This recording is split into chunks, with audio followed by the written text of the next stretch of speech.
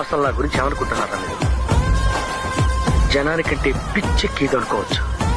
ఇన్నేళ్లు నాతో తిరిగి నా గురించి ఇదేనా మీరు తెలుసుకుంది? ఛీ! నేనేదైనా అనుకున్నానంటే అది పూర్తయ్యే వరకు నిద్రపోను. నాకు పిచ్చెక్కిందనుకునే ఈ జనాన్ని నా సినిమాలు చూసి పిచ్చెక్కించే స్టేజ్కి తెస్తాను. అసలు నాకేం తక్కువైందంట? అందం లేదా? యాక్టింగ్ రాదా? బాడీ లేదా? డాన్స్ రాదా? ట్రూప్ లేకుండా ఫైట్ చేయగలిగిన కెపాసిటీ లేదా? చెప్పండి రా, చెప్పండి.